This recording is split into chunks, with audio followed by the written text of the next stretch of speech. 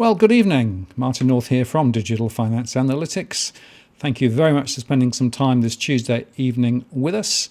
And we've got a really packed show this evening, as normal. I'm just going to make a few introductory remarks before I bring Damien in, simply because, of course, I want to get on to the main part of the show and get your questions into play. But just before I do that, I just need to make sure that you understand this is not financial advice that we're offering here today. Now, the good news is that through the tie-up with Nucleus Wealth at whattheworld.com.au, you can access financial advice through that platform now. So I don't give it, but if you need it, then there's a platform approach there. Also, please play nice in the chat room. No racial slurs. It is being moderated tonight. This is at the 19th of January 2021. And use @WalkTheWorld if you want to get my attention. There's always plenty going on in the chat, of course, but that's a good way to make sure that I see it. Or if you want to use Super Chat, either to make a contribution to support the costs of making these shows, or indeed to make sure that your question gets to the top of the list, that is also available there too.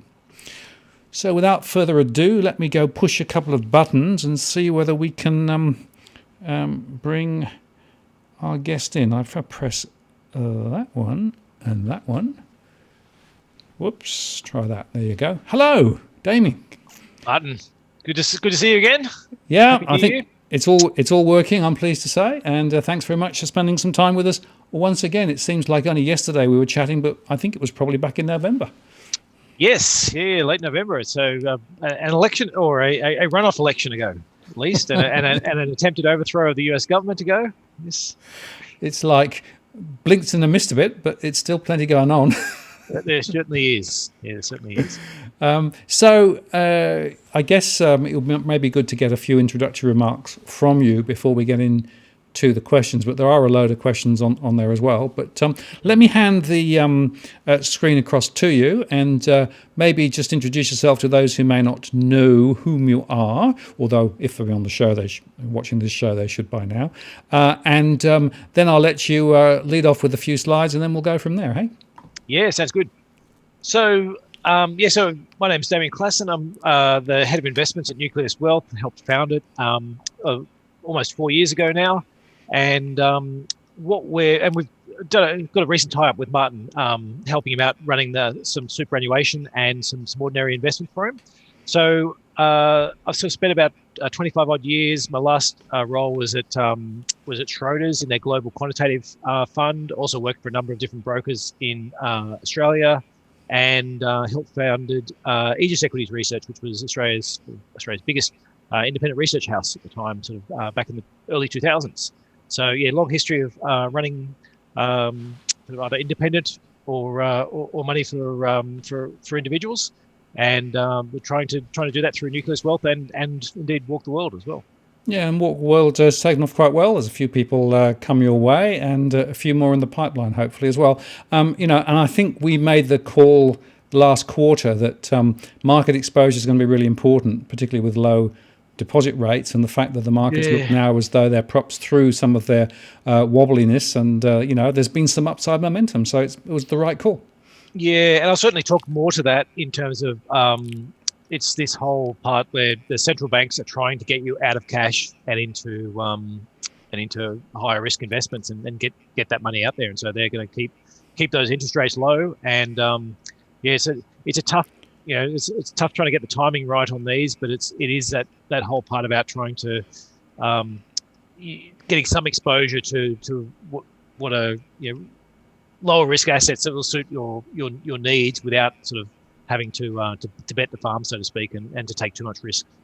Yeah, I think that's important. And one of the questions I had beforehand, which you might want to sort of take down for later, is the idea of averaging in, right? In other words, just not buying everything at one point, but effectively doing it in drip feed. Wouldn't mind getting some thoughts from your experience with that approach versus the sort of the big bang approach. Yeah, certainly.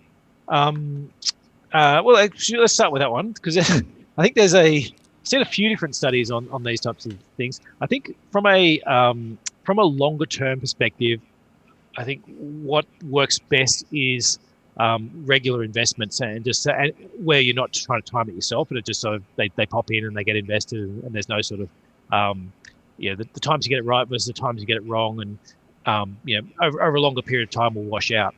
The problem usually comes when people have like this big lump sum to put in at the start, and look, the studies generally say you may as well dump it all. If you dump it all in right away at the start, then you end up doing better on average.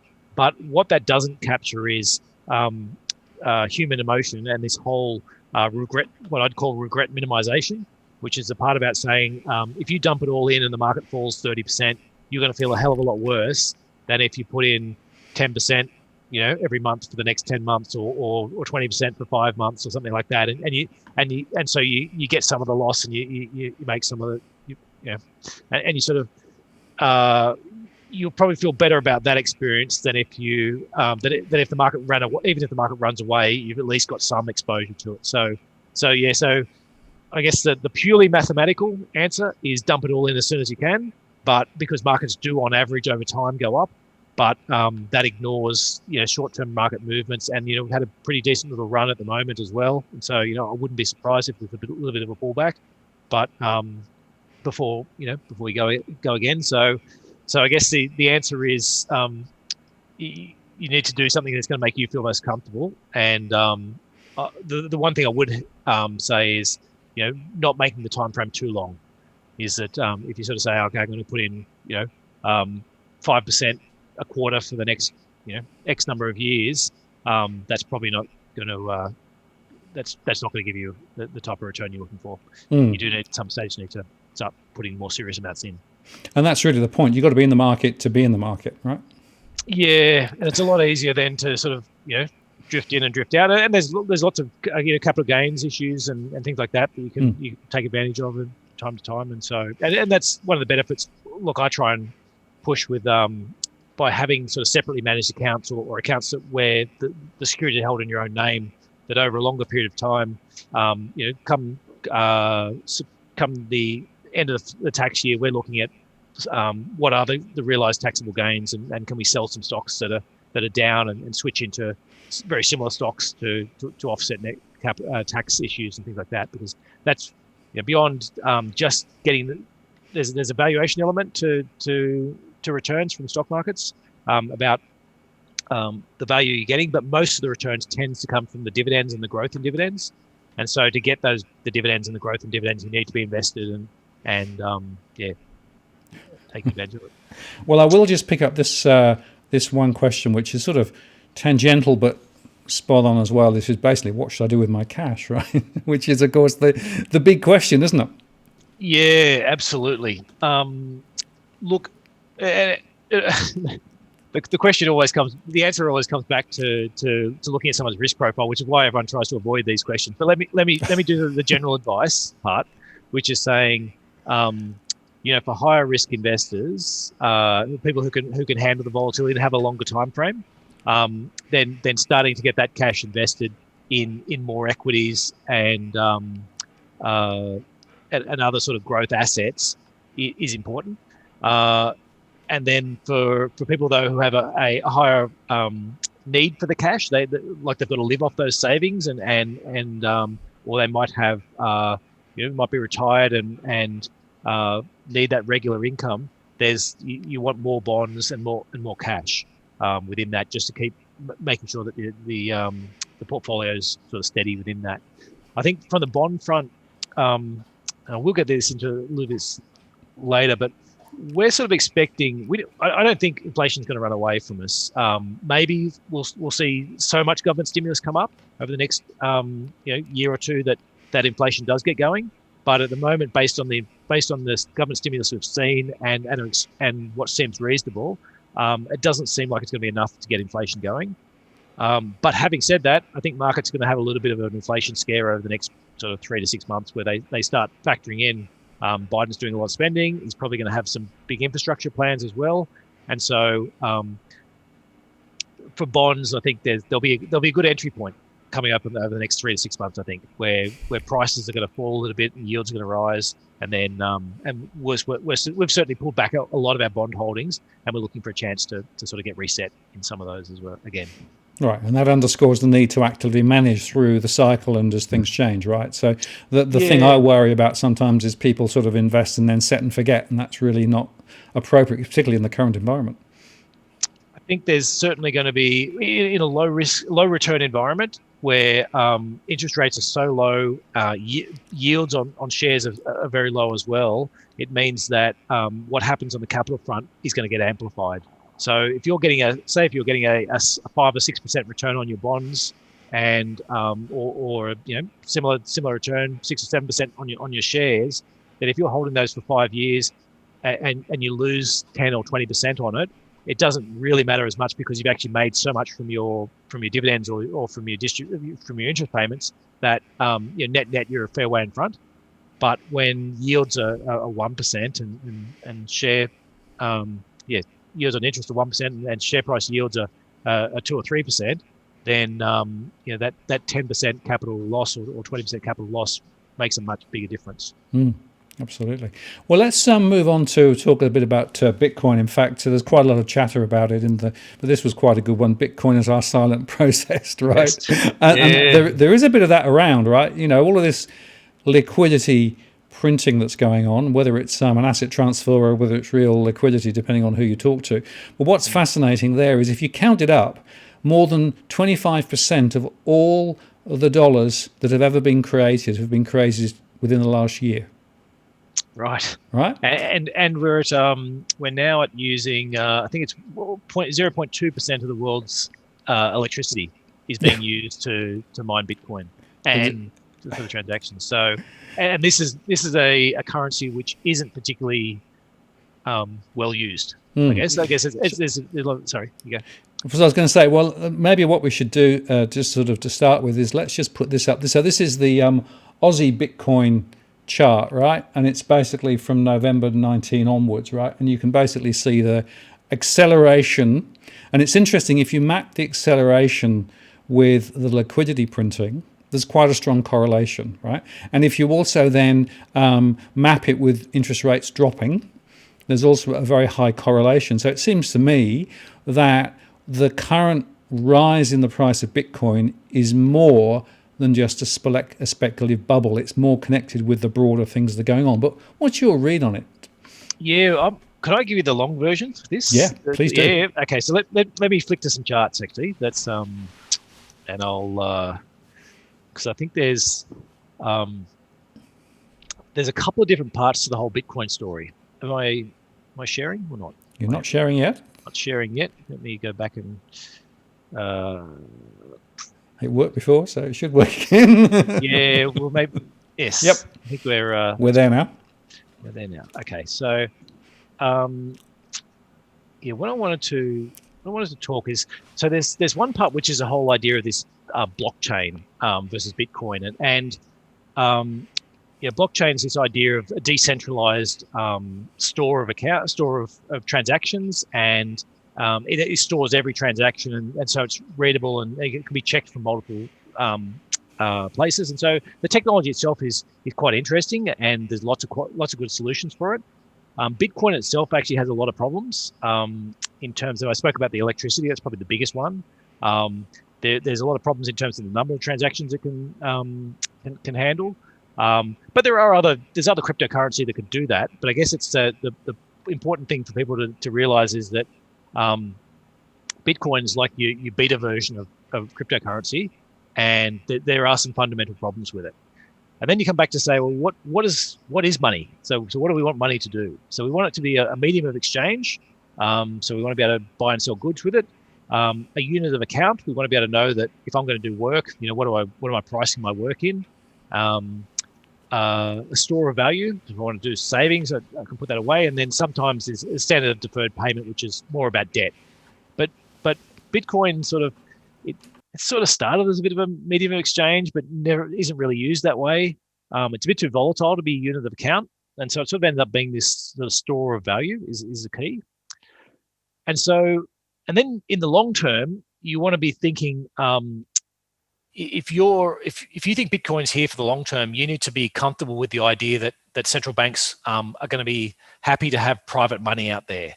And what I mean by private money is money that other people, that non-central banks are creating. And there's lots of other examples of that. And I've got a few up here on screen. So your Disney dollars that you get if you frequent flyer points, probably the more notable one. So that's effectively private money that the airlines create, and so you have to rely on. And we've seen Virgin, go into receivership in Australia and issues about, am I going to get my frequent flyer points back or not, and those types of issues. And even strip clubs sort of have often print money that people can use, and so and there's a long history of it. Like in the 1800s, individual banks used to create US dollars to go into the US system, and it wasn't until various runs on banks and problems that they were having that they ended up creating central banks there to sort of manage the liquidity issues.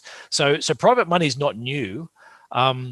What it's tended to be is either run by individual corporations where there's sort of low, I guess, a relatively low trust value on it and relatively low usage on it. Or it tends to end up in these problems where you end up needing to have central banks to deal with the problems that happen from not having the liquidity or the distribution or that sort of sovereign backing. And so I guess a lot of the benefits of Bitcoin are also where you sort of see these things start to fall down sort of over long term in terms of the money. And then the question comes back to saying, central banks quite like, or governments in particular quite like being the people who issue money, and so are they going to want a competitor? And so Bitcoin sort of sits in this stage at the moment where it's small enough that it doesn't really affect governments or tax authorities at the moment. But if you get to the stage where large parts of the tax base are eroded because people are doing transactions in Bitcoin and trying to hide transactions from paying, trying to not have to pay GST or other things or income taxes, that's where governments start to crack down on it. And you have seen a few examples in places like Venezuela or sort of failed countries where they are cracking down on trying to use Bitcoin because people are trying to use it to skirt the rules. And so, so the long term, if you're a long-term holder of Bitcoin, you need to be a long-term believer that governments and central banks are going to allow private money. Short-term, but it's that what you said, there's the liquidity side, but it's also the story. And so on the short term, so there's this idea, where does all the money printing go? And that's certainly, in my view, been very much the case. A lot of governments, and it's not just the Australian government, there's the US government just sending out a $600 check. And once Biden's in there's another $1,400 check probably coming pretty closely after that. Is that going to end up with a lot of people who are going to want out and rush out and buy Bitcoin with it? Yeah, there's probably a decent chunk of it will. But the more interesting thing is this whole idea of the story of Bitcoin, and that's the one that it's sort of this ever-changing story that sort of it morphs itself depending upon what people want. So at the start it was this idea about this anonymous. You can go and buy and sell your drugs or your hitman and all that type of stuff, and it's all anonymous online. And then it's like, well, it's actually not that anonymous. There are transactions and ways you can sort of track through. There's the idea that it was transactional. It was there out to buy things, and I don't think there's too many people out using Bitcoin to buy pizzas or anything. It's sort of ended up being this financial asset where people say, no, it's a store of value or a hedge against inflation. And I guess to me, the real strength of Bitcoin is its ability to keep changing the story and pointing at something else as one of them becomes less important. And one of those things is this idea that in a low interest rate environment, if you've got if interest rates were 10% and Bitcoin's paying you 0% to have it, then it's obviously less attractive to hold Bitcoin. But when interest rates hit zero or even negative in some countries, then all of a sudden Bitcoin becomes, on a relative sense, more interesting. And it starts to become this whole idea of, is it gold 2.0? And I do think there's been that story has taken hold, I think. And I do think there's some of those price movements you're talking about is that people are believing those stories and treating it like it's a gold 2.0. And so if that's what people believe and that's what they do, then until they stop believing it, then that's how it will act. And the biggest one I've left till last is this idea of institutional involvement. Now, for my part, the types of assets I'm looking to buy are sort of, the high quality. We only buy large cap stocks. We only buy government bonds and cash in sort of various currencies. And so we're doing the sort of safe, boring stuff. So this was never going to be something we'd play in. But even ordinary, places like your future fund and places like that, you would not expect. Certainly, 5-10 years ago, you would never expect them to be putting money into this. The bigger guys still aren't, but there are some institutions who are starting to get involved. And basically, the story is, well, if institutions get involved, then this thing's going to hundreds of thousands of dollars. And they're probably right. If you can convince people to buy it, especially what's notionally intelligent people, running these big institutional funds, if they can be convinced to buy Bitcoin, then the sky's the limit. It's a question about saying, if you had institutional investors investing in tulips in the middle of the Dutch mania, then they could have probably doubled or tripled the price again from where it reached. So I guess I just want to make sure people, though, are not. There's some really interesting stories with Bitcoin, and they're very effective. It's a very effective marketing tool, tool in terms of getting it going.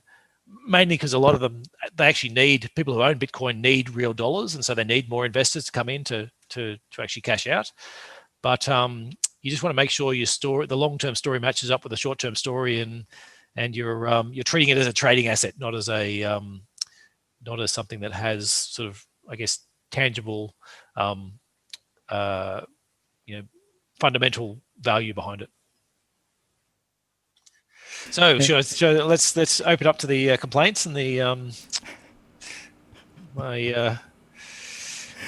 people tell me why I'm wrong.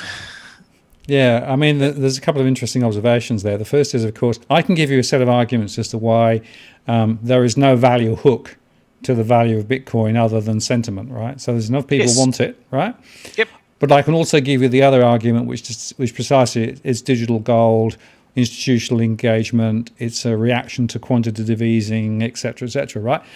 Those two polar positions, there's truth in both of them. Yes. My problem is I have no idea where on that continuum the truth lies, right? Yeah. And that's the difficulty I see.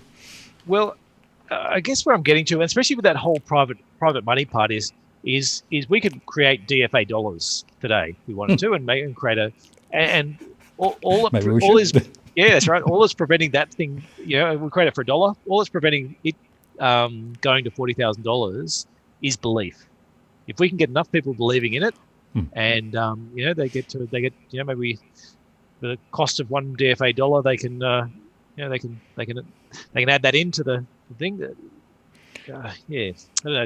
And so I guess what I'm saying is, as long as the beliefs continues in Bitcoin, then you're fine. So as long as you think that other people are going to believe it, it's the classic, not what you think, it's what you think other people will think.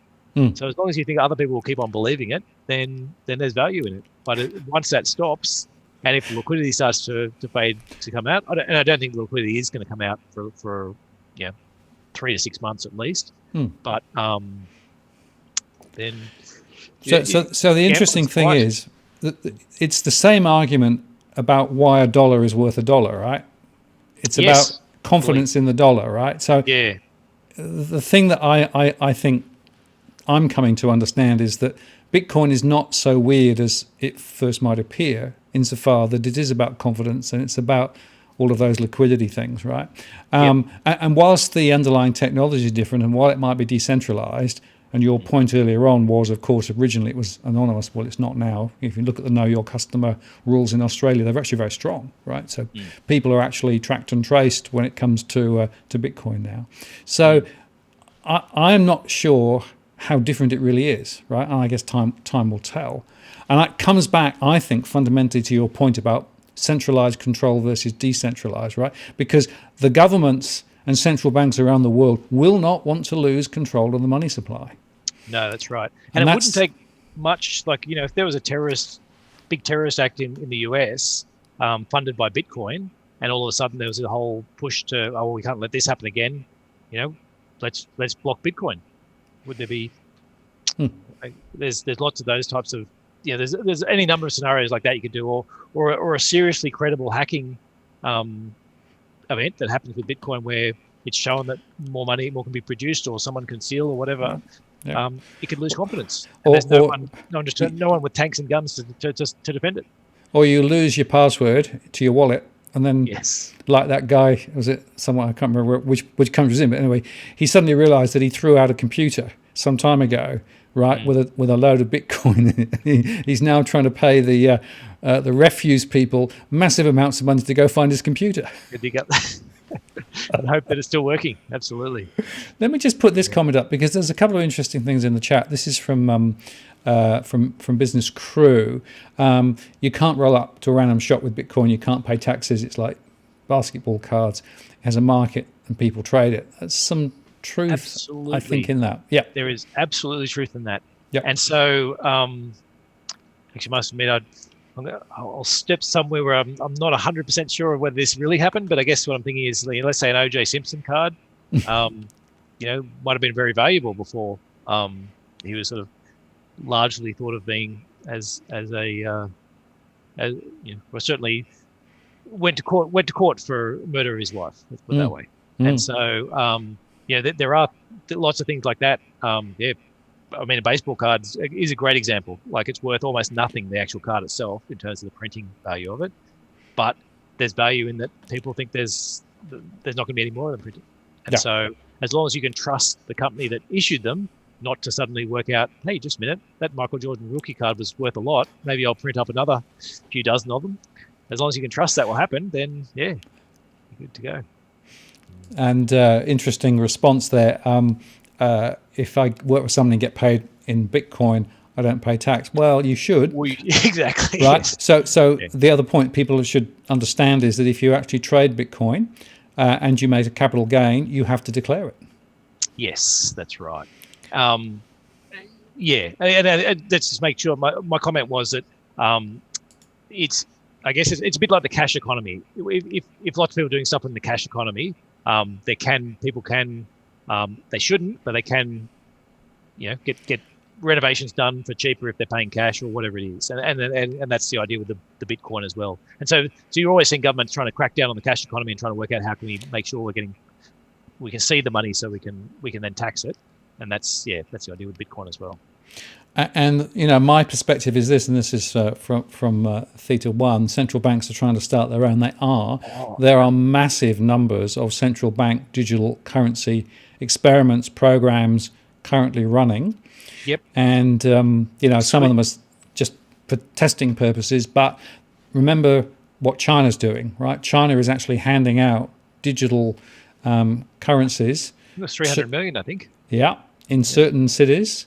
And of course, then you link it into the social score. You link it into the control mechanisms, and suddenly you've got, the Great Reset happening, right? Which is, of course, one.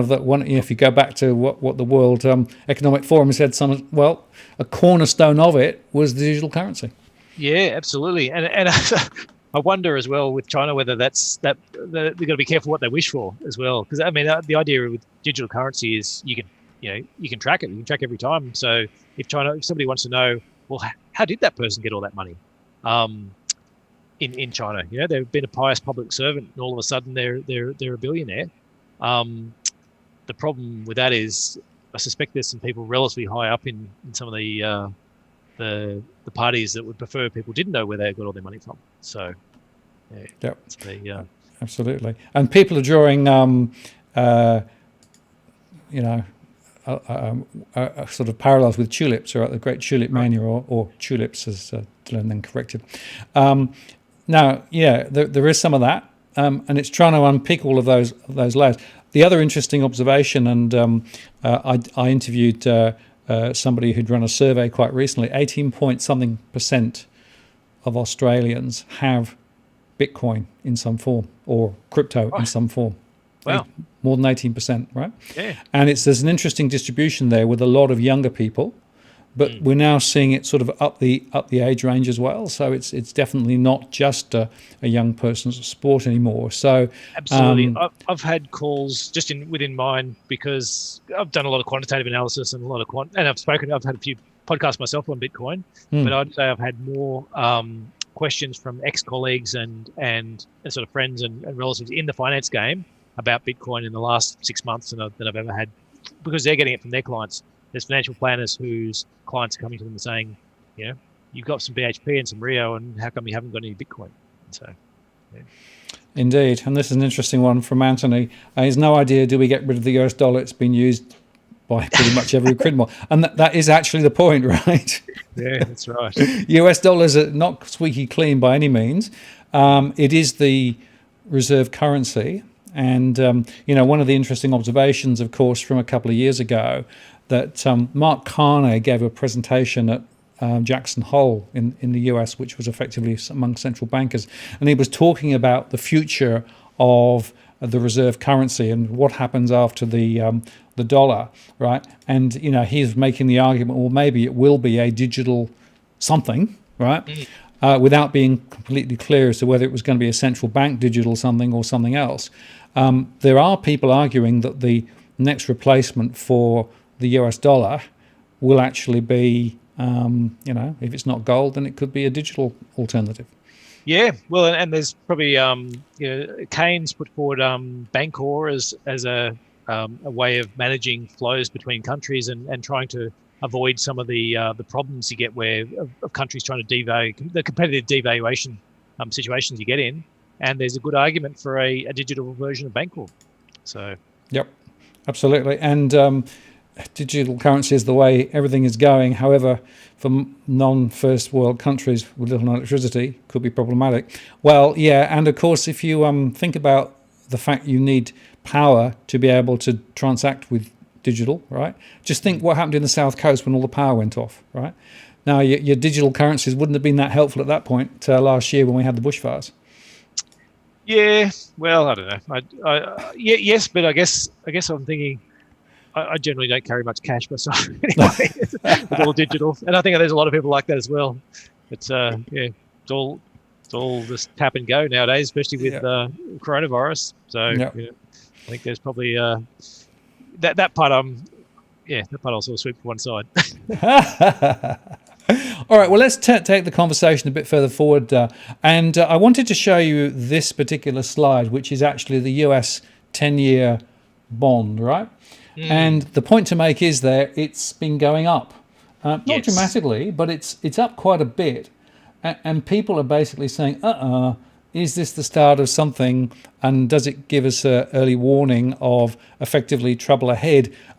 What's your read on that particular question? Have you got a thought? Yeah, look, from my view, it's a lot of it is back to US election and the amount of money stimulus we're expecting coming from a Biden administration. So and the idea that if they spend enough, they can finally get inflation going again, and that's actually going to drive the next leg of growth. That's going to start us on the path back to normalization. Because it is worth noting, even though interest rates have probably doubled, I guess, there's from such low levels, and we're still sitting at record lows. You can still borrow. The US government can still borrow at a little bit over 1%, and they're trying to get inflation to 2%. So they can still borrow at a negative real yield on a 10-year basis. So when we're expecting economies to normalize and go back to more reasonable levels of growth and inflation, then interest rates will be much, much, much higher. So they're already at we call it catastrophically low levels, but they're certainly at emergency levels where the market's effectively saying we don't think you're going to get the growth. So the big issue for rates is will we start to see this inflation? And it's been long promised. We had any number of, I can't remember how many there were, but a whole bunch of quite reputable economists following the financial crisis wrote a letter they all signed to Ben Bernanke, who was the chairman of the Fed at the time, explaining why what he was going to do was going to create hyperinflation and ruin the US economy. and it failed completely. So the question really comes back to saying, do we think this time they've got it right and they will create inflation? I don't think the levels of spending are high enough yet, and there is a lot of it as well. Like Japan's been through this for 20 something years, where they keep, you go through, interest rates follow the same path. They think there's going to be inflation, but then the latest one fizzles out. They start withdrawing and they pull it back. So I guess I'm more interested in waiting to actually see the inflation come through, and we are going to see what will look like inflation over the next 6 to 12 months, because it's basically a bounce back. So it's low base effect. Inflation fell a lot during the financial crisis. If it's just recovering back to where it was, and we're just seeing some low base effects, certainly expecting that. So it's going to look like it, but will we get the follow through? I don't think there's going to be the follow through, and so that's why, as I spoke a little bit earlier, so my approach to bonds at the moment is very much that we're out of most of the long-term stuff. We've either sold our bonds or just sitting in some of the very short-term things that aren't going to move, and we're waiting for this inflation scare, which we don't think is going to be real, and we'll use that as an opportunity to buy bonds, unless we are seeing massive amounts of spending at the time. I guess it will come back to the levels, but even the levels that Biden's talking about now, we don't think enough to get inflation going. Yes, fair enough. And Dylan's just made the point. Nucleus Wealth saying they wouldn't dabble in crypto makes me more likely to consider involvement. Absolutely. Go for it. Go figure. And I must say as well, I'd say, I spoke as well. The whole idea of the word nucleus is this core of investments that's your safe, secure, sleep at night stuff. And there's lots of other investments around that. Whether it be, whether you want to invest in property, you want to invest in small cap stocks, you want to invest in, hedge funds, whatever it is around that. There's certainly some of those that will perform well. Crypto for me, I just put that down more as more of a gamble than more of a gambling rather than investment. And I'd put foreign exchange, is a similar type of thing. It's sort of zero sum game, and so yeah. And that's really the point. I can give you arguments on both sides of the equation, right? I just can't tell. I can't tell you which is right, and we probably won't know for some time. In which case, yeah. But as I said, it's if you're gambling and you're happy you gamble and you're gambling, then it's fine. Just don't try and trick yourself to say you're investing. I guess it's a part. If you go down to the casino and you say, you know what, I've got a great feeling about number 9 on the roulette table, and I'm going to stick all my money on that. And I'll tell you, that's pretty risky. I don't think it's. And you go and it comes up, who's right? Me for telling you not to do it, or you for putting your money on it? Saying, well, if you're judging it by the outcomes, then treat it as a gamble. Don't treat it as an investment. Now, I've got another chart to share with you. This is the dollar index, right? Yes. Which I think is a very important thing to think about, because effectively, if you go back to March, right, it was up at 103. Now it's down at 90. And this is important to understand, right? Because Bitcoin and indeed many other currencies have a very significant relationship with, the dollar and the exchange rate against the dollar. Yes. What's your read on this? And do you think it's going to go up, or do you think it's going to go a bit further down from where it is? And it goes right back to the Biden thing, doesn't it? Yeah, it does. It does. And central banks. So I think there's a number of different factors affecting it. One of them is the willingness of central banks to get out and debase their currency as much as they can. So which of the central banks do you think is the most likely to spend the most in order to get their currency down as far as they can? It's interesting to note the Australian central bank sort of came out and said, we think the Aussie dollar should be lower, and we consider whether we're buying some, and that was sort of at 72 cents, and I think where are we, 77 cents now? So it almost immediately jumped, and so I don't think there's a lot of faith in the Australian central bank's ability to really? the currency. I think within Europe, there's the thought that they're certainly going to try and spend money, but there's enough differences of opinion between the various different governments that they're unlikely to do the really massive amounts of buying back government debt that's needed. Japan's been at this for 20 years and never really managed to debase its currency. So I think of all the currencies, the US is looked upon very much as being the one that has in the past been a leader in doing more innovative central bank things to get around problems. And so if there's a central bank that's more likely to debase its currency, then the US is probably the one. And so that sort of points to more weakness in the US dollar. The problem though comes from that is that the US dollar gets too weak and it really starts affecting emerging markets and other parts of the the world economy. And so it's a bit of a push-pull in terms of those. And the other problem is if Biden gets up some really large stimulus package, what will happen from that is that's likely to be sort of dollar positive in terms of the thought of inflation starting to come back and higher interest rates. And so it's always a bit of an each way bet with currencies, but I guess our thought at the moment is it's probably more likely to be to continue to fall, and with a few sort of things we're watching to keep an eye on for when it could reverse. Right, and it seems to me that there's a bit of a race because pretty much all central banks are doing QE, and all central banks are trying to sort of manipulate their exchange rate, right? So it's almost a bit of a race to the bottom, and who's going to blink first? So the point is that our central bank is saying, well, 55 would be lovely, but we're at 77, right? Yes. And I've read some research that said, well, we might be up to 80. Now that's going to be a real problem, right? Because it has basically an inflationary importation effect, because costs, and our sold goods abroad actually cost more, so that's not going to help. Yeah, no, I do think as well that not enough gets paid to the longer term lags in some of the currency effects.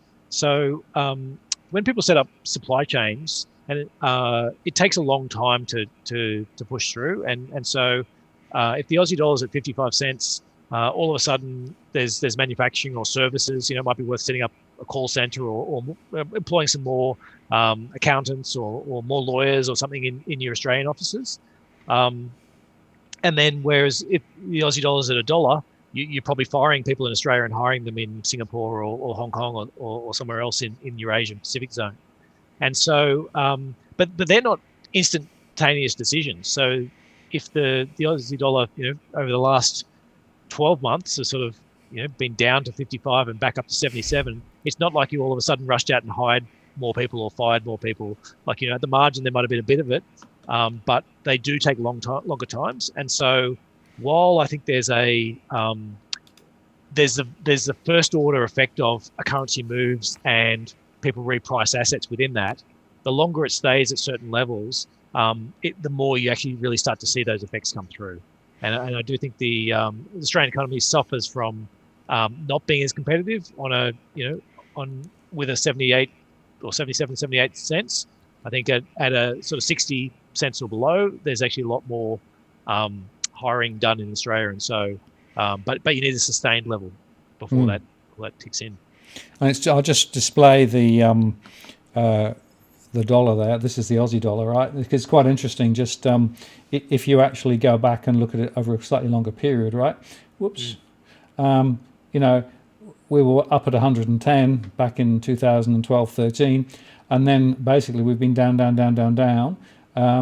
and 77. Well, it's not as high as it's been there, but over the last few years, that's pretty much the tops. So that's a bit of a concern, and one of the critical things to think about is the impact with regard to our exports and how that actually supports the economy. The iron ore price is a big input into that. Yeah. Oh yes, and of course the point about the iron ore price is that the more than half of our exports to China is iron ore, right? Yes. And they're trying to make that more, I think, by getting rid of the other half, as much of the other half as they can at the moment. Well, I was going to say that's actually, we're becoming more and more of a one-stop shop, right? Because they are chopping the coal, they're chopping some of the other agricultural stuff. So effectively, we become more and more of a one-trick pony, right? The interesting question, of course, is what happens in the medium term, because would Brazil or would other that some of the other initiatives, China's other initiatives, mean that they become less dependent on us? And does that then basically mean we get left holding the iron ore baby? Yeah, well, okay. So iron ore, there's a number of factors at play there. Probably the biggest longer term one, well, there's two major longer term ones. I put it down to is the amount of recycling that goes on in China is still very, very low as a percentage of the amount of steel. So in places like the US, I want to say 90%. I feel like it's at least 80%, but I think it's closing in on 90% of the steel that gets recycled. And a lot of steel, more steel than anything, goes into buildings. And so, they knock a building down, they reuse the steel, and most new steel buildings don't use as much steel as the old ones. And so, you don't need as much raw iron ore.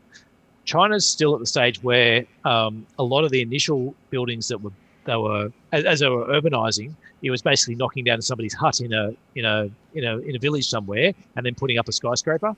And so they didn't have that ability to recycle, but that ability to recycle is growing quite quickly. And over time, because the Chinese population isn't growing, you're going to see that a lot of the building they're doing now, they'll be knocking down a building they built in 1990 or probably 2000 even, and putting up a new one. And so they will be able to recycle a lot of the steel from it. So that's one important point. The other one is the urbanization side. So if you think about an urbanization curve as sort of going, you're starting and you're building up and you're going through this steep part, and then you're flattening out as you start reaching the peak of your population. In the middle of that curve, you actually go to fewer people every year going into cities. And that's what's been happening for the last 3 or 4 years. So I think it's sort of peaked out about 25 million people a year, and you're back down closer to 20 million people a year moving from the countryside into the city. And so the amount of iron ore you need is therefore shrinking, over time. And the amount of building you can see in China is just unbelievable compared to the amount they need. So they are still knocking down a lot of buildings and putting up new ones. In the past, I've likened it to, it's a bit like the Soviets with their, in the Cold War, sort of making all this wartime goods and sort of trying to keep up with the US. They had this whole production facility for these for wartime goods, and then when that finally collapsed, that was the end of the Soviet Union. And I guess the danger in China is they're sort of basically building their apartments are the source of this. Whenever they want to put stimulus out there, they go out and build a bunch more apartments. And their premier came out in 2007, spoke about an unbalanced economy. And how they needed to rebalance away from that. And since he made that comment, they've actually doubled the amount of building they're doing, and so and not looking like changing. So at some stage they have to start winding back, and that's the danger for iron ore, is that it's just not going to last forever. But at the moment, it's certainly happy days at the moment for iron ore producers. It's 170 US, right? And hanging in there. And of course, the other interesting question about that is who else might be buying iron ore, right? And there are a few other countries, India and Japan and a few others that it might be, but China is by far streets ahead. Yeah, that's right, and it's because of the amount of building they're doing relative to the population size. Like it's not only do they have a large population, but the amount of building they're doing is just streets ahead of any other country. And so and that's a part. And I guess some people talk about Africa as being a place that could urbanize and the very large populations there and growing populations, and that's certainly true. The flip side is Africa's actually got a fair bit of iron ore, and so the question is, will they be able to source it domestically? And possibly the answer is yes on that side. And having said that, China's actually got a fair bit of iron ore as well. It's just that they use so much of it that And I understand that China is tying up with a few African countries to help them basically invest in iron ore mining, right?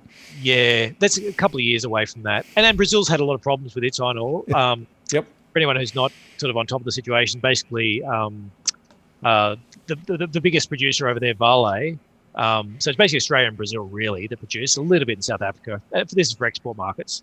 But Vale a dam collapse, and a whole bunch of people died, and then they came out and said, "I don't know, mistake, whatever it was, and this will never happen again." And then a couple of years later, it did happen again and killed even more people, and so that sort of took a lot of production offline.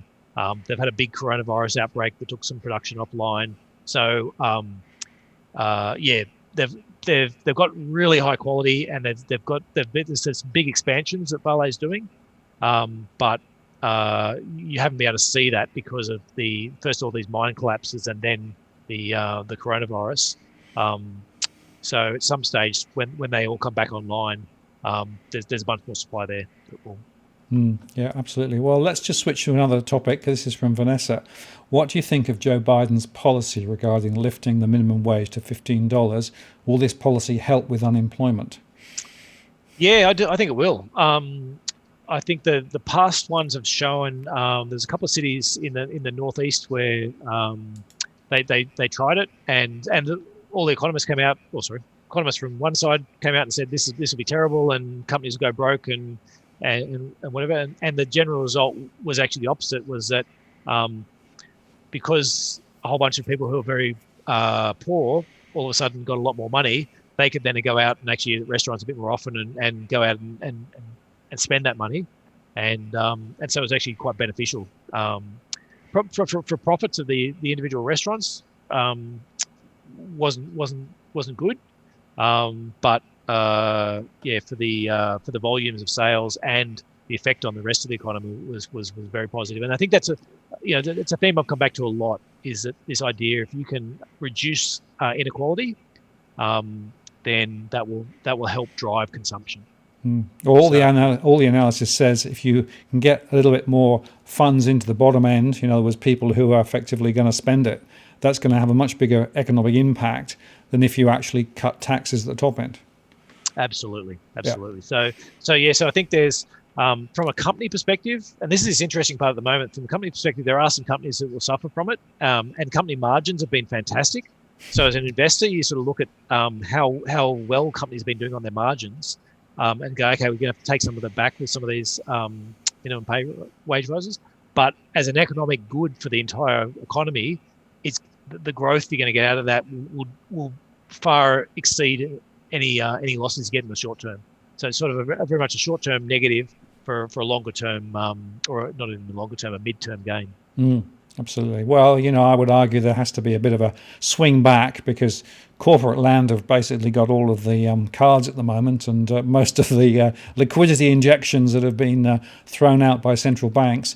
We have to get it back into the real economy. And there's very good there's some very good analysis by some analysts just looking at this whole part about saying, well, if you've got effectively three different areas of the government, the economy, your consumers, your government, and your corporates, and the government gets out there and starts borrowing and spending a lot more money, and it takes a while for consumers to change their behaviour. In the meantime, the corporates are the real benefits of that spending. And so, and I think that's the position we're in now, where governments are throwing lots and lots of money. People are still saving lots, but that means that not all corporates obviously, but there are some corporates doing very well on the profits. Actually, I've got a chart on that. It might be a good segue into. Should I share that one? Sure, why not? Yep. It's in there somewhere. Yes, that's right. Let me share that one.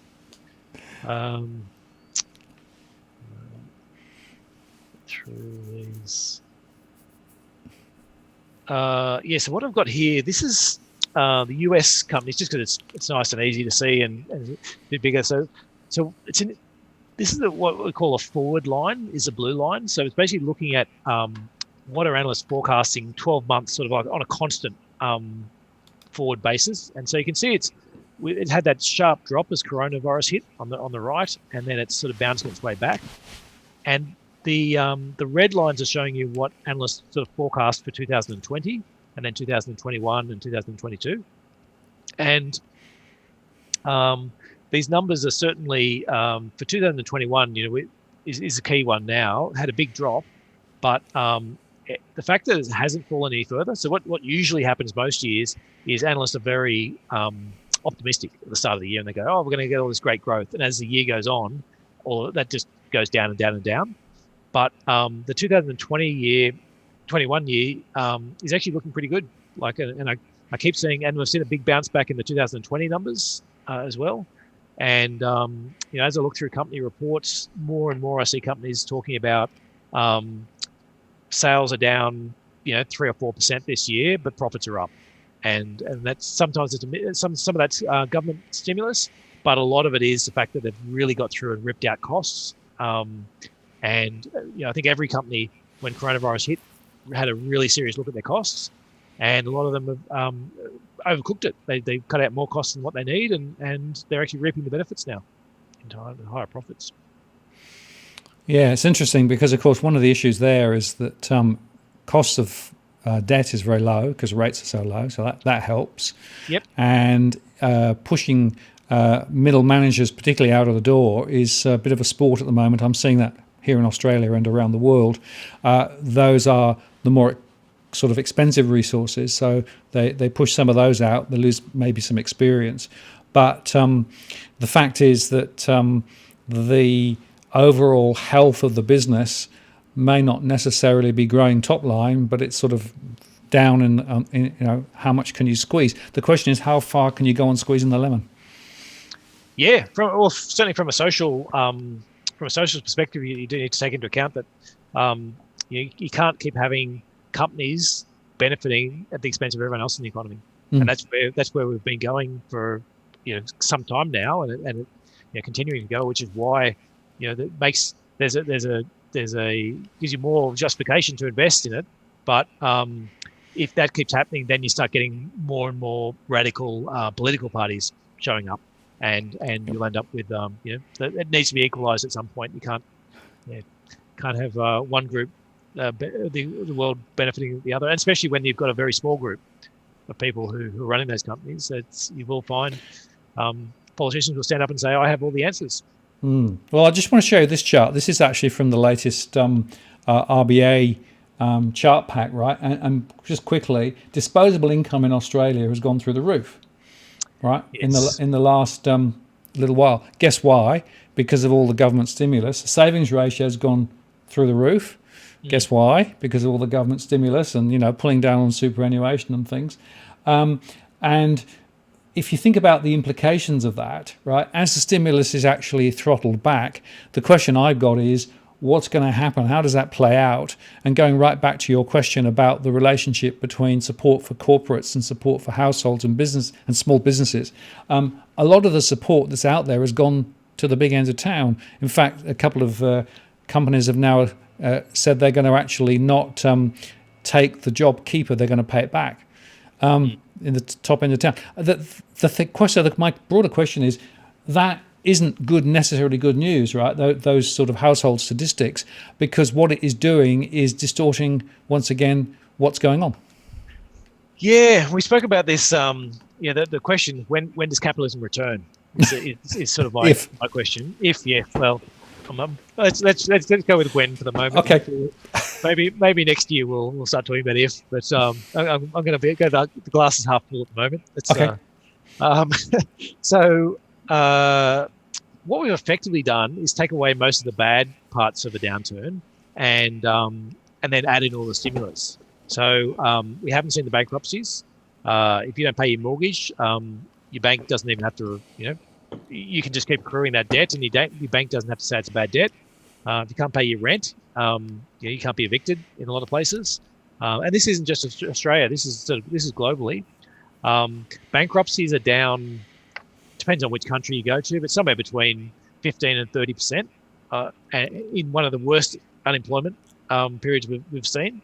So we've clearly shielded everyone from the negative parts, and then pumped all this stimulus in, which is a bit indiscriminate. So some people who need it got it, but also there's a bunch of people who didn't need it who got it as well. And so that creates those inequalities that then sort of helps to fuel the share market booms. And so the question is, when does that start to be withdrawn?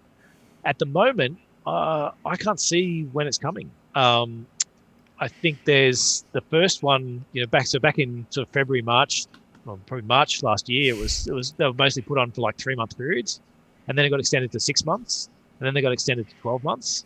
And so now we're coming off the 12-month anniversaries, and most are now, I think, from my perspective, are looking at it going, well, the vaccine's almost here, so we've already had it for 12 months. What's another 6 or 12 months on the end of that?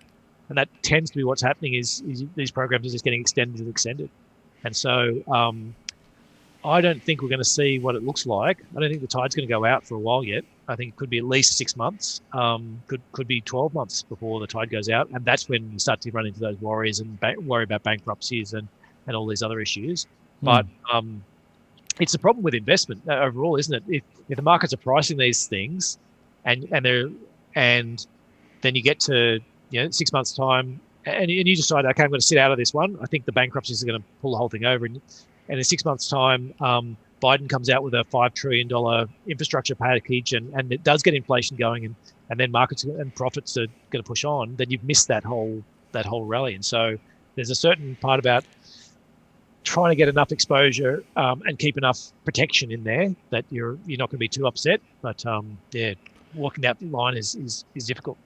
And sort of in Australia, remember there's going to be an election probably later in the year, right? So you would think, my hypothesis has been, they'll continue to pump the stimulus through until after the election. Absolutely, yeah. Anything you can put off until after an election is any hard decisions. Yeah. Now it's interesting. Sir Cookie he's promoted himself to Sir Cookie. Yes, sir. Right. Sir Cookie Boy, but we'll touch a forelock and continue.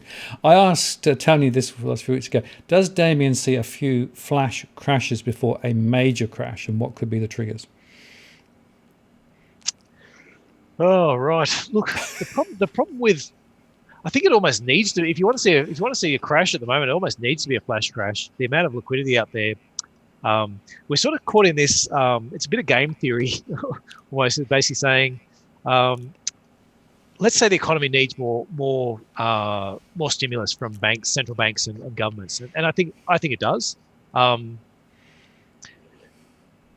the moment, I think the central banks and governments have a pretty close eye on what the markets are doing.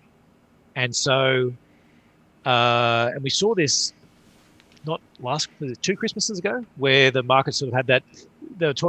Powell was talking about raising rates, and then the markets had this big sell-off until he finally went, okay, no, I'm not going to raise rates, and maybe I might need to cut them again, and it sort of forced his hand. And I think that's probably what we will see in this case as well. If I'm right that the stimulus that's out there isn't enough. I think what we'll have to see is markets will have to have a little bit of a tantrum to get the attention of central banks to then say, okay, we're going to go out and spend more money, and to get the attention of politicians to say, okay, well, maybe we will do some more stimulus. So, so the answer is yes. But I think the flash crashes they're limited in terms of scale, and I do think there's a lot, especially at the moment. There's so much stimulus bouncing around in government money. That whole buy the dip is alive and well. Yeah, and the markets will just look to the central bank to throw a bit more money in, and on it'll go again. I mean, that's why my own perspective is there will be a correction at some point, but probably not anytime soon. And the more that money is pumped in, the more likely it is that the asset prices are going to continue higher. Yep, the unfortunate, we're all being forced into assets we don't want to buy, or forced up the risk spectrum, and that's exactly what central banks are trying to do. So. Yep. Exactly. Now let me go on to this other question, which is, I think, very important as well. We know that the CPI is a poor indicator. Central banks use the wrong indicators to gauge inflation. Look at your weekly bills, fees, insurance renewals, gone up in price. Now there's a really interesting debate about what are we measuring and how accurate is the inflation rate and how is real inflation net going. And certainly in my surveys, most people are saying costs are a lot harder than they were. So there's something weird. There's a disconnect between reality and what the central banks are saying inflation is. Yeah, I've got a chart. I should update it for the latest one, where I run over 20 odd years and I look at things you want versus things you need. So ice cream has had deflation, and fresh vegetables have had inflation. You look through, I guess cars have had the deflation, and some of the public transport has had the inflation, or your TVs, lots of deflation in your TVs and inflation in your electricity prices. And it's this part about, and I think that comes back to what a lot of what people feel is that half of it is that whole I can't avoid the things that have inflation. I just can't avoid. Whereas the things that have deflation, you're saying, well, yeah, what if I kept my TV for an extra year? I wouldn't really care. And so the fact it's deflated doesn't really make that much of a difference. So there's one part for that. And then the other part, which is obviously the tricky part, is saying, well, when they make adjustments for the quality of goods within inflation, and if my phone that I'm buying is twice as powerful as the phone I bought 2 years ago, but it's exactly the same price, is that deflationary because the quality is so much better, or is it just normal inflation because I bought a phone before and I bought one now? And so there's lots of those types of questions, I think, which you could see some higher inflation from. So that's the inflation side. That's the CPI side. And then the other part is the asset inflation, and there's a pretty good argument, which I haven't seen refuted in any way that that appeals to me. That's basically saying, well, the inflation is basically there, but it's there in the assets now. So you can have, if money's going to go somewhere, it can either go in to try and bid up goods and services, or it can go into bidding up assets. And the fact that we're getting more and more inequality means that rich people got a lot of money, they tend to buy more assets, and poorer people, if they've got less money, they tend to spend less. And so, you don't see the same inflation in the goods and services. Yeah.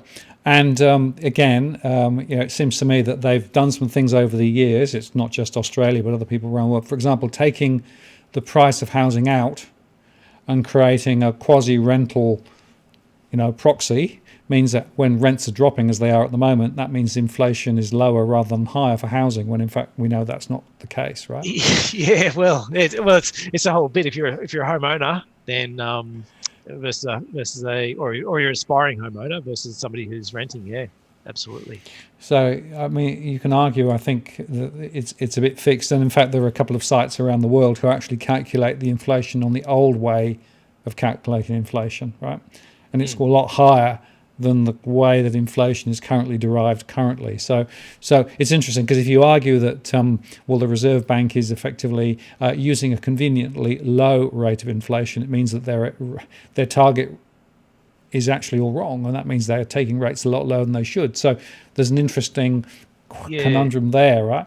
And the others. Oh, sorry, keep going. Yeah, I was going to say, and so this particular comment's quite interesting. Government forcing people into overpriced assets before they pull the rug out. Government creating the condition of real wealth transfer from everyone to the uber rich. Now, whether that's an official policy or not, the fact is that inequality is a lot higher than it was here in Australia and around the world, and it's a result of the government and central bank policy for at least the last 20 years or so.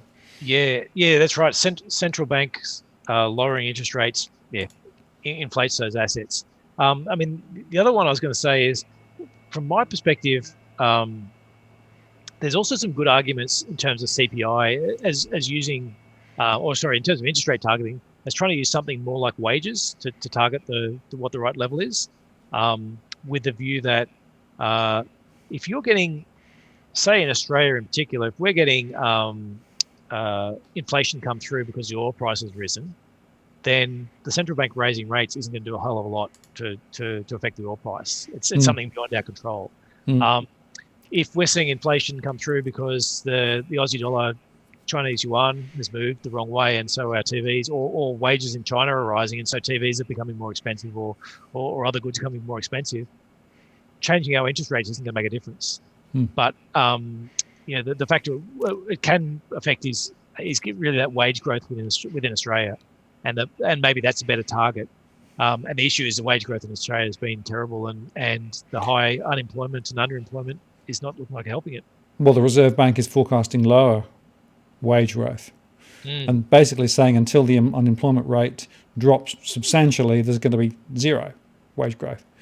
Yes. So, now, there's an interesting comment here from Smooth Operator saying there's the documentary called Overdose, right? Basically, he's calling out the thing that is about supporting the banks. So basically, I would argue a lot of the programs and initiatives that have been done over the last year or so, and you could actually go back right to the global financial crisis, is about protecting the banking system and financial stability, right? Absolutely. And I think I'm sure I spoke about it last time, because I speak about it every time I do, every time at every opportunity I can. But keep in mind that in Europe at the moment, if you're in France or Germany and you want to get a home loan, you're paying about 0.5% in interest rate.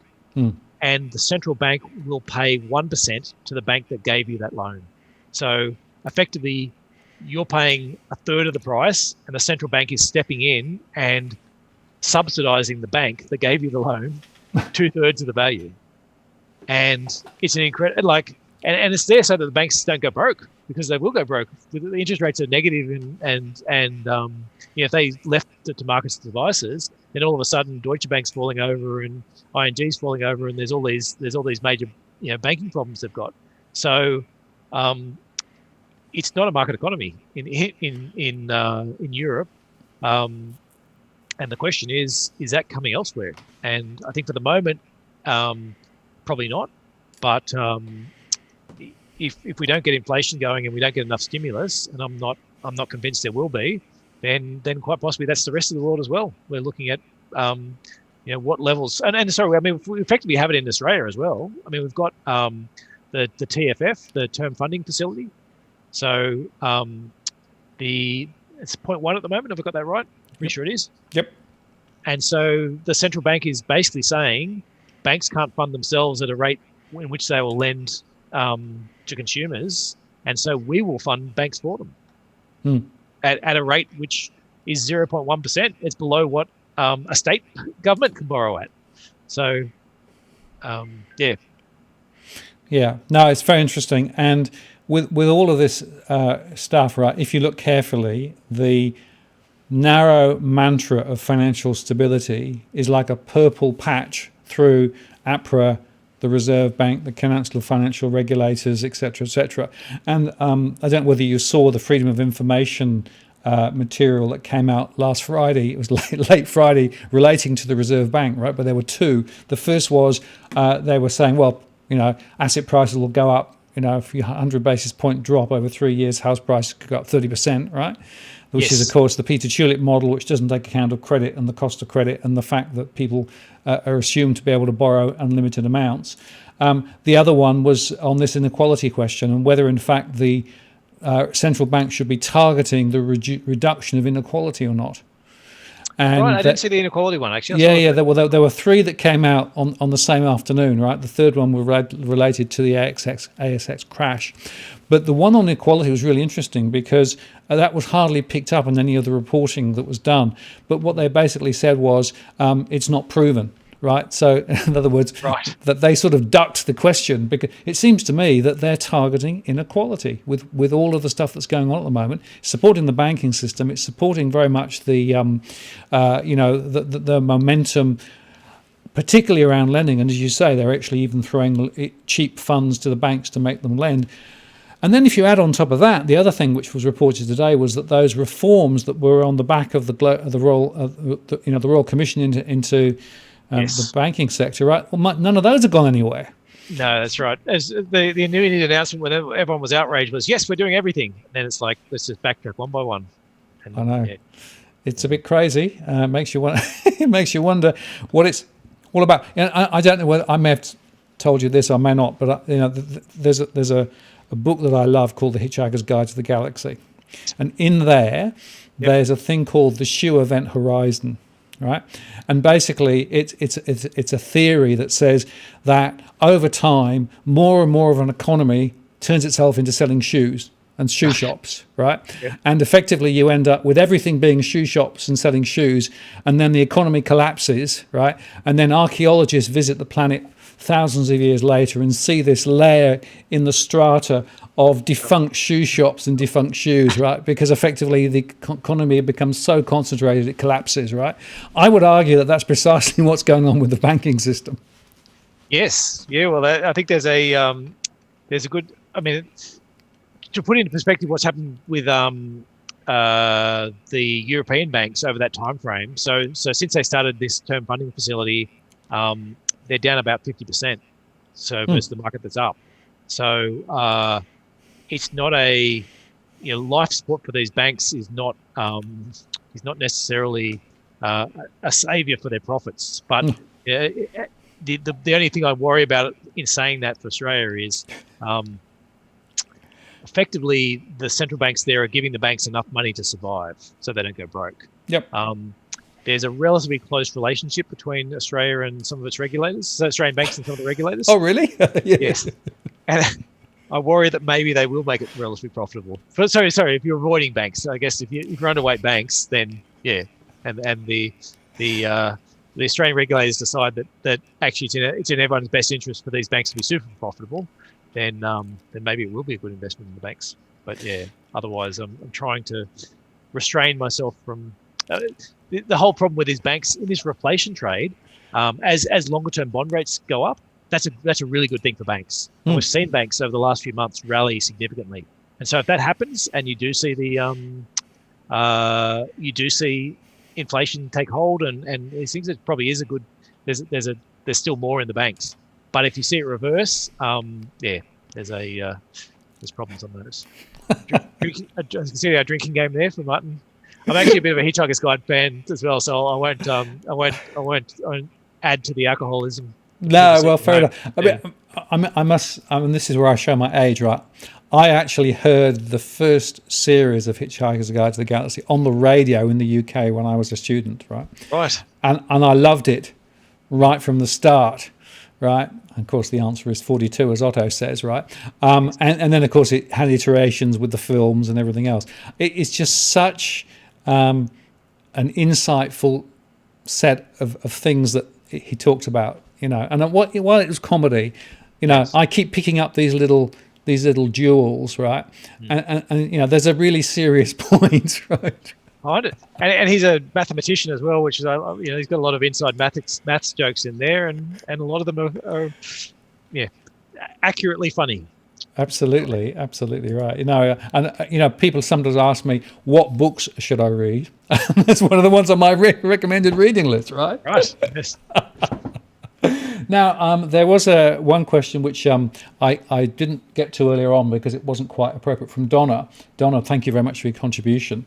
Really appreciate that. I can't display your particular question, but I'll just read it out. At What the World, being a 1976 baby, I'm never eligible for the age pension scheme that Keating stopped in the 80s. I've been putting in 10% of wages into super. Will the government take it from me? Now, I wanted to sort of broaden that slightly, because clearly one of the big questions at the moment is superannuation contributions. The Reserve Bank's come out and just said we don't want to increase the superannuation contribution because it will reduce wages further. And the question about superannuation, Damien, is what's the story here about how you prepare longer term for that superannuation fund? Because it gets ever more complicated now, doesn't it? Well, what's this? Yeah, this. Okay, we could spend a whole podcast talking superannuation. Well, maybe next time we will then. Yeah, and I'm going to sidetrack slightly, but I will come back to that question. But it's worth noting that the way we've set up superannuation at the moment is really more of a tax dodge than anything. So somebody who's on $20,000 and puts another dollar into the if they earned that dollar and got it in their pocket, they wouldn't pay any tax. If they put it into the super, they're actually paying 15% tax. So it's bad for somebody on that end. At the other end of the spectrum, somebody who's on $500,000 and puts another dollar into their super fund actually should have paid half of it, but they end up only paying 15%. And so we've got some inequality issues already in the superannuation. Having said that, that's one part. The second part is the whole cost of it is it costs more to run our superannuation system than I believe our army. So in terms of the amount of money that's being paid to investment consultants, all the various army and ourselves, put myself there as we've tried to keep our costs as low as we can, but really it's there's an incredible amount spent on just the people doing it, let alone all the tax breaks we're giving to people for putting the money into superannuation. It doesn't look that sustainable if you look at it in a bigger sense. Ideally, you get the costs down, and hopefully, we're helping to contribute to that. But others will be along the same part, and you'll try and even out those inequalities so that maybe everyone gets the same. Everyone gets the same tax cut regardless of how much money you have. You don't have rich people getting bigger tax cuts than poor people. I do think there's a government backing for the whole idea that people should be at least responsible for some of their, and it will be a tax advantage. I think they'll find it very difficult to pull away the age pension. So, So I think in aggregate, you're probably going to be all right from that perspective. It's actually an interesting one because we're working on a calculator as well in the background. We're probably at least 2 or 3 months away from releasing this, but I'll come back on when it's up and running around this whole part about will you have enough money or not. Sorry, I've just swallowed a bit of dust. 1 sec. All right.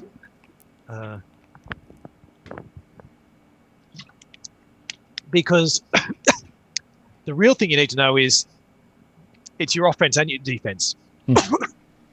Is that it's very easy for people to feel guilty about every cent they need to spend. So you're sort of saying, "Oh, I went on a holiday this year, but does that mean I didn't put enough away for my retirement?"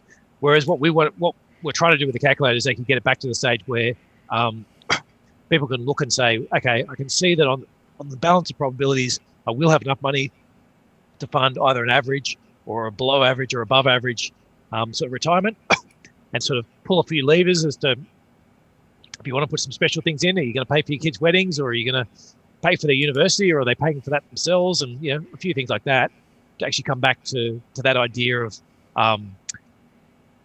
trying to give you a roadmap to how whether you've got enough money to get through or not, and how much these are affecting. But I guess the short answer is if you're putting 10% aside and you're on a reasonably high salary, you'll probably be fine. If you're below average salary, or you've had to have some big breaks in your work, then you're probably going to need the age pension to sort of help. Yeah, absolutely. And of course, the point is, though, that the assumed deeming rates and the assumed growth rates are way off where reality is at the moment, isn't it? Yeah. Oh, and some of the property values as well. Like, if you have retirees are heavily incentivized to buy property. So, especially more so in major cities. But if you said, okay, well, you know what, I'm going to sell my 4 or 5 bedroom house because I haven't got any more kids, and I'm going to downsize into an apartment, that's probably a bad financial decision for a lot of people because of all the extra tax they'll end up paying. And so in terms of actually having the right, letting a young family move into that, it's probably a great example, and maybe the people would actually be happier living in an apartment without having to tend lawns and things like that. But if it's a financial decision that's going to cost them a few $100,000 over 10 years, 20 years, there's certainly lots of issues with our retirement system that are inefficient. I think it's gone quite crooked. Just a quick acknowledgement to Smooth Operator. Thank you so much for that contribution. It's really appreciated, and will help to cover some of the costs of what we do. So thank you very much for that. Really is appreciated. And now there was a couple of other things that went on while we were just discussing that. Specifically, I just want to put this one up. I've got some bad news, guys. I don't drink. So I may have sounded a little tipsy while reading the news, but I actually don't. I don't tipple.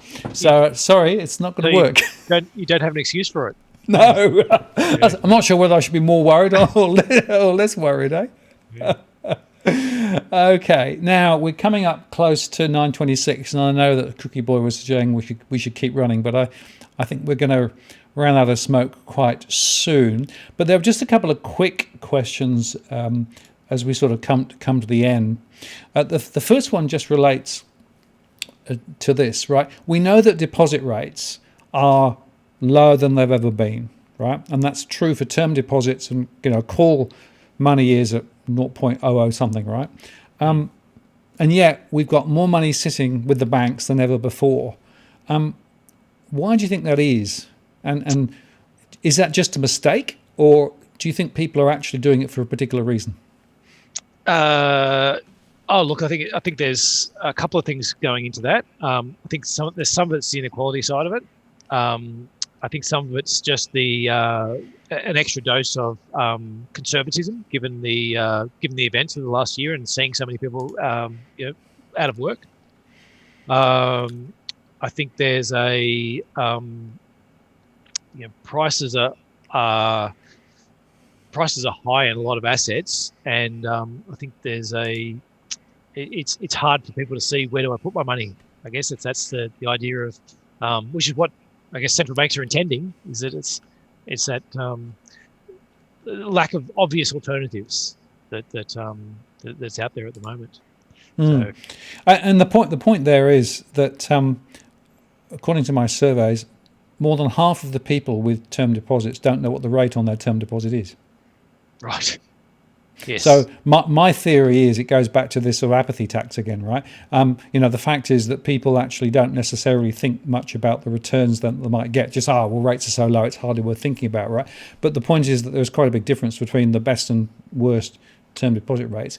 The other point to make, though, is that even if you go into something like, the wealth funds, you can go in relatively short term if you need to, right? So you're not committed to multi-year, are you, necessarily? No, you're not. But I'd guess I wouldn't. Sure, I'd be nervous if anyone was looking for less than 6 or 12 months. I guess That's what I think. We certainly. I think we've from our start. We've had a lot of housing deposits. I think that tends to be the most frequent reason people eventually take the money out is that, okay, I'm buying a house now. So from that perspective, but it's that, I guess, is the issue about going, well, if you do need the money in the next 2 or 3 months, it's pretty hard to go past a bank account for that money. Yeah. But so you do need to have at least a more medium term perspective about investment. Right. But that means, again, having a bit of a plan, right, rather than just sort of making it up as you go along. Absolutely. And I think that's that idea about the having that, whether it's monthly or quarterly or whatever the amount, when you're going to be making those deposits and those investments, is keeping that plan up is really the key. Just saying, okay, I'm not going to try and, if once I've put aside, we spoke about at the start about trying to time you reduce your regret on that initial amount you're investing, but once you're there. Whether it's monthly or quarterly, don't make it a decision that you have to make. Oh, do I feel good about the market this month, or do I feel bad? Will I put in my savings? Is just set it all on autopilot and just let it go in. And some months will be good and some months will be bad. But on average, you'll actually do better than trying to sit there and time it every month or every quarter. Yeah, that's right. Well, it's very hard to do that. And just to warn people, there will be a show coming quite soon. With, in fact, Tim from Nucleus Wealth, where we talk about the different modes of financial advice, right? Because it's an area that clearly many people don't get and don't understand the difference between directed and non-directed and, all of those things. So hopefully that will add a little bit more clarity to the modes of the advice that's available, because, it isn't necessarily straightforward. No, that's right. And getting that, I think there's that part about it's always a hard thing with super is that most people, I think about it as, I do want to spend a bit of time. I do want to sit down and just work out what I'm doing with it and work out how I'm going to put that money aside or where I'm going to put it or whatever. But I'll do it later. And I've got 30 years before I'm going to retire. And before you know it, 10 years has gone past and you still haven't got around to doing it.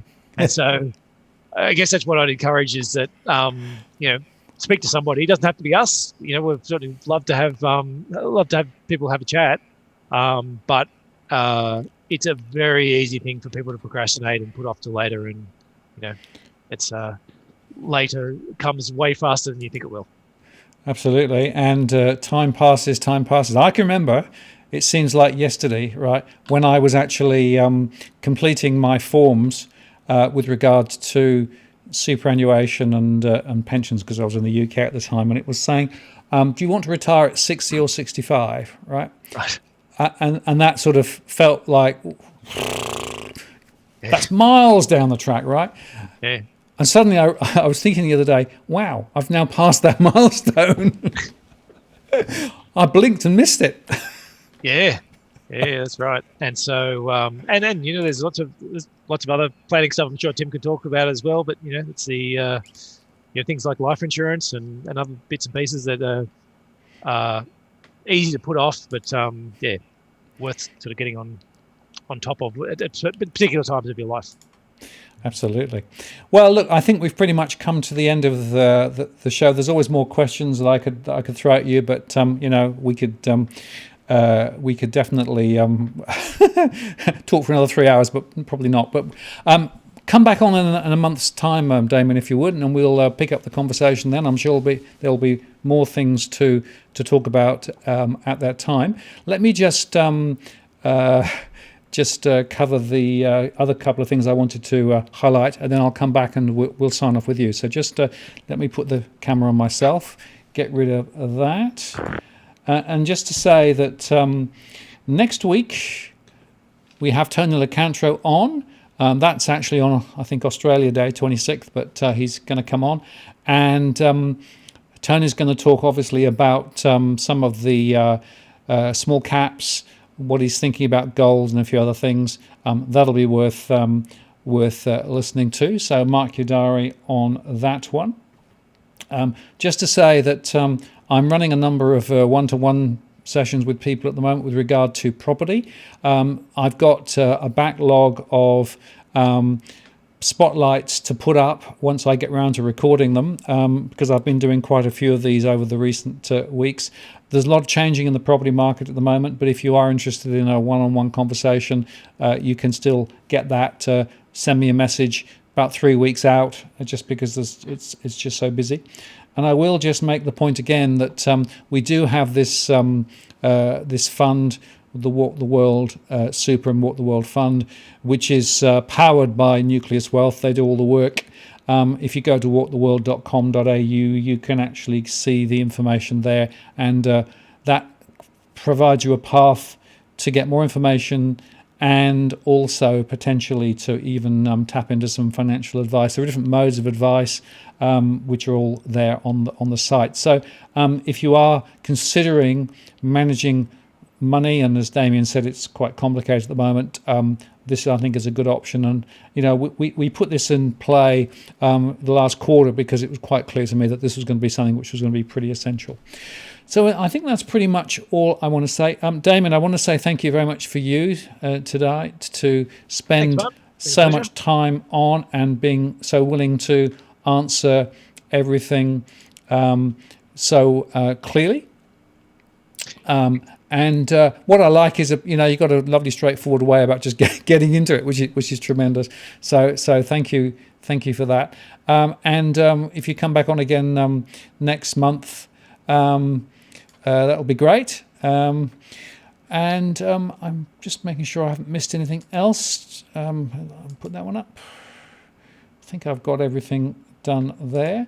I've got a sort of I'm having comments rained left, right, and centre. So thank you, Catherine, for your support. I can't seem to be able to put that one up at the moment. Oh, I can. There you go. Thank you very much for that.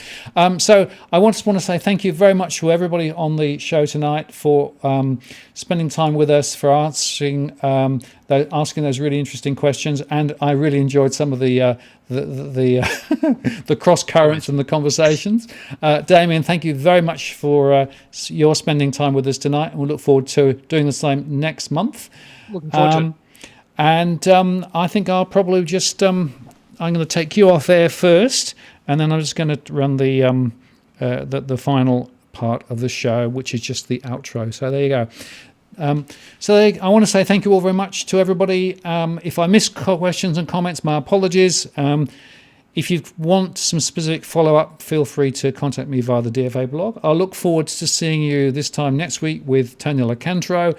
There'll be daily posts. And once again, just to say thank you to everybody who's contributed and helped and engaged with this channel to get me to more than 50,000 subscribers. I just am amazed. And I'm looking forward to the next 50,000, hopefully even more quickly than the last one, but who knows. So this is Martin North from Digital Finance Analytics signing off. We'll see you next time.